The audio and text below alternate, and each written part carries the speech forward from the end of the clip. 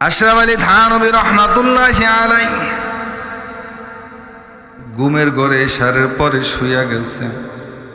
ঘুমের মধ্যে স্বপ্নে দেখতেছেন আল্লাহু আকবার, ওনার এলাকার এক লোকের কবরে আযাব হইতেছিল। আশরাফ আলী থানভী রহমাতুল্লাহি আলাইহি ওই কবরের ব্যক্তি, আযাবে গ্রেফতার হওয়া ব্যক্তি বলে, হে হযরত, আমার একটা কন্যা সন্তান আছে, আমার কন্যা সন্তানকে কি একটু খবর দিবেন? আমার রুহের মাগফিরাত কামনায় আযাব থেকে বাঁচার জন্য একটু দান সদকা করতে বলবেন।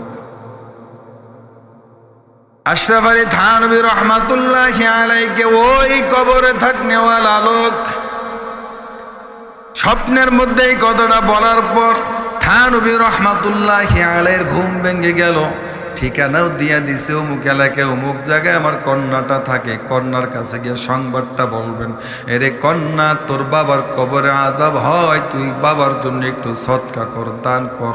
এই সদকা করলে, দান করলে তোর বাবার কবরে আযাব আল্লাহ তাআলা মাফ করে দিবি। আশরাফ আলী থানভী রহমাতুল্লাহি আলাইহি ওই ঠিকানা অনুযায়ী পরবর্তী দিনে ওই কন্যা সন্তানের কাছে গেল। ঠিকানা অনুযায়ী কন্যা সন্তানের কাছে যাওয়ার পর ওই কন্যাকে এমন জায়গায় পেল, পুষ্কুনির গাটলার মধ্যে পেল। পর্দার বিধানকে মেনে, পর্দাকে হেফাজতে রেখে থানভী রহমাতুল্লাহি আলাইহি বলতেছেন, এ কন্যা, তোমার বাবা কবরে আযাবে গ্রেফতার, তুমি দ্রুত তোমার বাবার কবরে আযাব মাফ হওয়ার জন্য কিছু দান সদকা করে দাও। ওই কন্যা সন্তান হযরত থানভী রহমাতুল্লাহি আলাইহির কথাটা শুনে বলেন যে, হযরত, পুষ্কুনের মধ্যে একটু হাত দিয়া, পুষ্কুনের মধ্য থেকে একটু পানি হাতের মুষ্কের মধ্যে নিয়া জমিনের মধ্যে নিক্ষেপ করে দিয়া বলতেছেন, হযরত, জান জান, আমি আমার আব্বার জন্যে এই পানি সদকা করে দিলাম। আশরাফ আলী থানভী রহমাতুল্লাহি আলাইহি বলেন, আহারে, জগতের মধ্যে কত জায়গায় গেলাম, কত জায়গায় ঘুরলাম, কত মজলিসে গেলাম, কত জায়গায় গেলাম, বাবার কবরে আযাব শোনার পরেও কন্যা সন্তানের মন নরম হয় না। কন্যা সন্তান বলে, পুষ্কুনির পানি তো সবাই ব্যবহার করতে পারে, এটা উন্মুক্ত পানি, ঠিক কিনা? ওই বাবার কবরে আযাব শোনার পরও কন্যার কোনো মন নরম হয় না।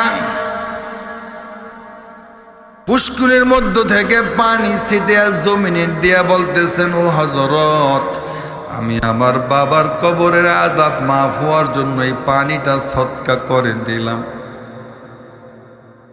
আমার কাছে আর কোনো দেওয়ার কিছুই নাই, দান করার কোনো কিছুই নাই।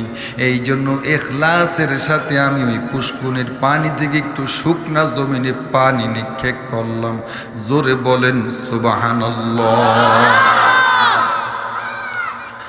আশরাফ আলী থানভী রহমাতুল্লাহি আলাইহি সারাদিন অতিক্রম করার পর, এশারের নামাজের পর রাত্রে ঘুমের ঘরে, গভীর ঘরে যখন ঘুমের ঘরে গেলেন,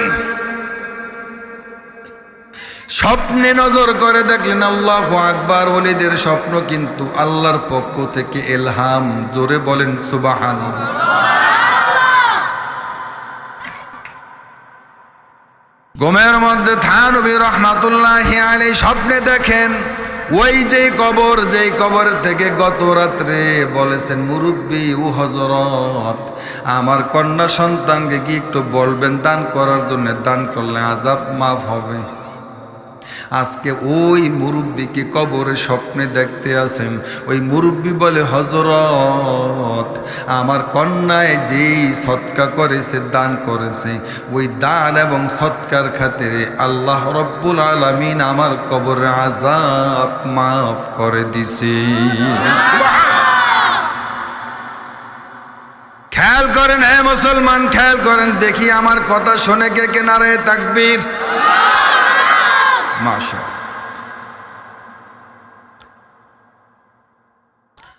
এবার থান থানবী রহমাতুল্লাহি আলাইহি ওই স্বপ্ন দেখার পরে আশ্চর্যান্বিত হইয়া কিংকর্তব্য বিমূঢ় হইয়া গেলেন।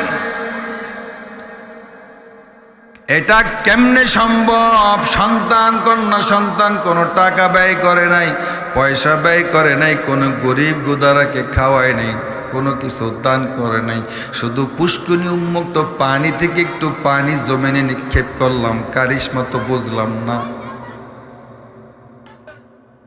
এবার থানবী রহমাতুল্লাহি আলাইহি কিংকর্তব্য বিমূঢ় হইয়া স্বপ্নে দেখতেছেন আল্লাহ রাব্বুল আলামিন থানবী রহমাতুল্লাহি আলাইহির অন্তরের মধ্যে ঢেলে দেন, ও থানবী, যেই কন্যা সন্তান বাবার কবরে আযাব শোনার পর ওই পুষ্কুনির ঘাটলা থেকে একটু পানি শুকনা জমিনে নিক্ষেপ করলেন। শুকনা জমিনের নিচে কীট ছিল, পোকামাকড় ছিল। এমনই সময় ওই কন্যা সন্তান পানি নিক্ষেপ করেছে, যেই পানি যেই জমিনের মধ্যে পড়েছে, ওই জমিনের মধ্যে মাটির নিচে কীট ছিল, পোকা ছিল। ওই পোকার তৃষ্ণা লেগেছে, পানির তৃষ্ণায় পানি চাইতেছে, কিন্তু বৃষ্টি হইতেছিল না। ওই পানি পাওয়ার পর ওই মাটির নিচের পোকা পানি পান করার পরে আল্লাহ পাকের কাছে দোয়া করতেছেন, আয় আল্লাহ, যার উসিলায় আমি পানি পান করে আমার তৃষ্ণা মিটলো, কলিজা ঠান্ডা হলো, তার পূর্বের পুরুষ বাবা অথবা না মা অথবা দাদা দাদি কেহ যদি কবরে আযাবে গ্রেফতার হইয়া থাকে, আমার কলিজা ঠান্ডা হওয়ার খাতির ওই তার বাবার মার কবরের আযাবকে আপনি মাফ করে দিই। থানবী রহমাতুল্লাহি আলাইহিকে স্বপ্নের মধ্যে দেখাইতে আছেন ওই কন্যা সন্তান, যেই কন্যা সন্তান পুষ্কুনির থেকে পানি জমিনের মধ্যে ছিটা দিল, ওই জমিন ভেদ করে জমিনের নিচে কীট ছিল, পোকা ছিল, ওই পোকামাকড় পানি তৃষ্ণার্ত ছিল। ওই পানি পান করার পর আল্লাহ পাকের কাছে দোয়া করার খাতিরে আল্লাহ রাব্বুল আলামিন ওই কন্যা সন্তানের বাবার কবরে আযাব মাফ করে দিছেন।